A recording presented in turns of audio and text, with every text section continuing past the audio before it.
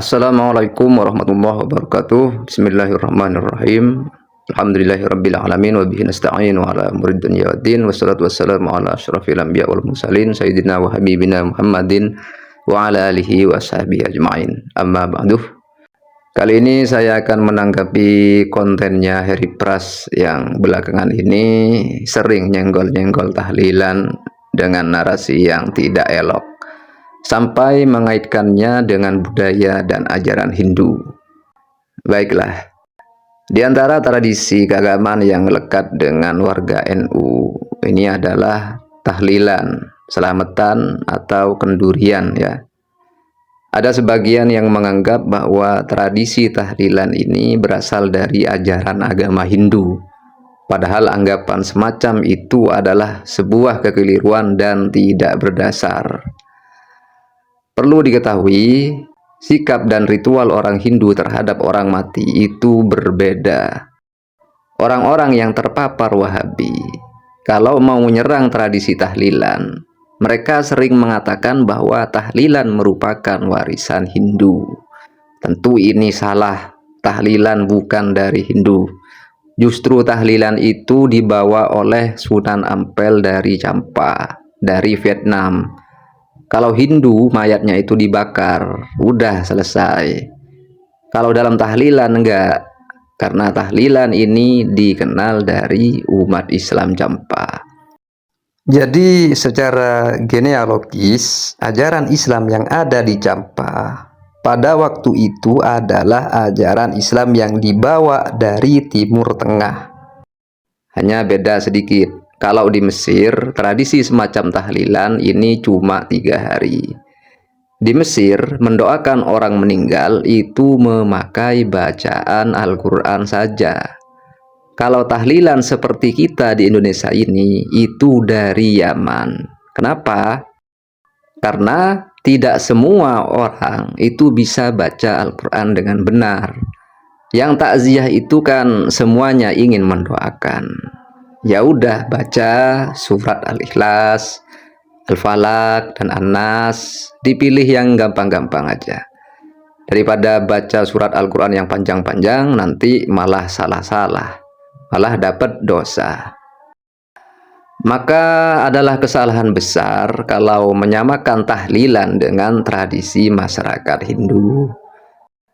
Di dalam tahlilan terdapat bacaan-bacaan zikir dan bacaan ayat suci Al-Quran dan praktek sedekah yang semuanya merupakan syariat Islam. Sedangkan kebiasaan yang tidak sesuai syariat Islam yang ada di dalam tradisi Hindu, ketika berkumpul, kalau ada orang yang meninggal seperti perjudian dan semacamnya, itu tidak ada dalam tahlilan. Tahlilan ini isinya jelas baik, malah sebagai pembanding dari tradisi Hindu itu sendiri. Hal ini senada dengan hadis yang diriwayatkan oleh Ibnu Mas'ud sebagai berikut.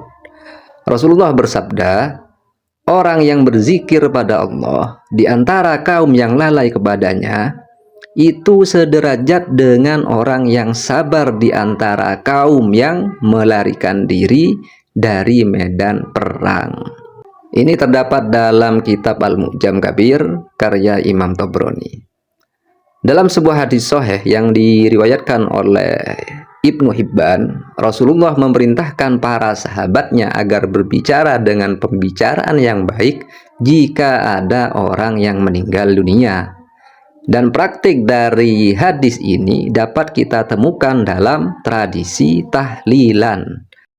Hadis tersebut sebagaimana berikut.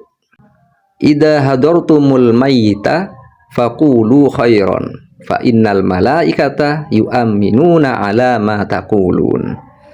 Apabila ada yang meninggal dunia di antara kalian, maka berkatalah dengan perkataan yang baik. Sesungguhnya malaikat itu mengamini apa yang kalian katakan.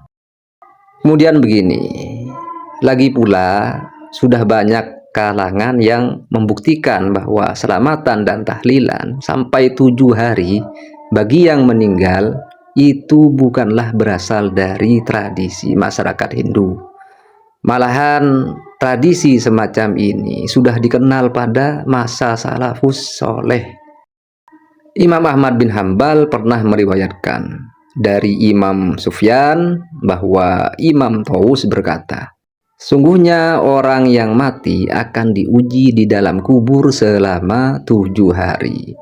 Karena itu mereka, para ulama salaf, para kaum salaf menganjurkan bersedekah makanan untuk keluarga yang meninggal selama 7 hari tersebut. Pendapat ini diperkuat oleh pendapat Imam Al-Hafidz As-Suyuti yang mengatakan bahwa tradisi bersedekah kematian selama 7 hari itu pernah berlangsung di kota Mekah dan Madinah sejak generasi sahabat. Maka sampai di sini sangat jelas bahwa tradisi tahlilan yang dikenal dan diamalkan oleh masyarakat Indonesia, khususnya warga Nahdliyin, tidak boleh dan tidak bisa disamakan dengan tradisi Hindu yang syarat dengan ketidaksesuaian dengan syariat Islam. Sebab prosesi dalam tradisi tahlilan sama sekali tidak bertentangan dengan syariat Islam. Bahkan di dalamnya itu terdapat praktek sedekah dan bacaan-bacaan yang sangat baik yang diajarkan oleh agama Islam. Oleh karena itu, tradisi baik tersebut perlu kita amalkan dan perlu dijaga kelestariannya. Jadi tahlil ini perlu diamalkan, juga kita lestarikan. Tapi tetap harus sesuai kemampuan. Kalau tidak bisa melaksanakan tahlilan, misalnya terkendala biaya, ya sudah, tidak usah melaksanakan tahlilan. Karena jelas kalau yang menyediakan makanan itu dari pihak keluarga yang meninggal, maka hukumnya bisa makruh. Makanya sudah pas dalam praktiknya, ketika ada yang meninggal, para tetangga sekitar akan menyumbang atau bersedekah bahan-bahan pokok untuk keluarga mayit. Dan mereka, para tetangga ini juga membantu keluarga yang meninggal dalam membuatkan makanan, yang mana hal demikian ini hukumnya boleh dan tidak makruh ketika dibuat untuk jamuan tahlil. Jadi dari dulu kaum Salafi Wahabi itu berambisi ingin menghabisi tradisi yang dibawa oleh Wali Songo, dengan alasan bahwa tradisi-tradisi itu tidak ditemukan pada masa Rasulullah dan masa para sahabat. Termasuk tradisi tahlilan ini tidak luput dari serangan kaum Wahabi Salafi.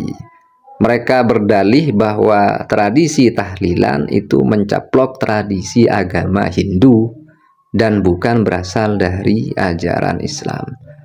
Maka mereka memvonis bahwa tradisi tahlilan ini haram dilakukan oleh umat muslim. Jadi jangan sampai kita terpengaruh oleh paham-paham Wahabi, sebab fatwa-fatwa mereka itu cenderung provokatif dan memecah belah umat. Wallahu a'lam bishawab. Assalamualaikum warahmatullahi wabarakatuh.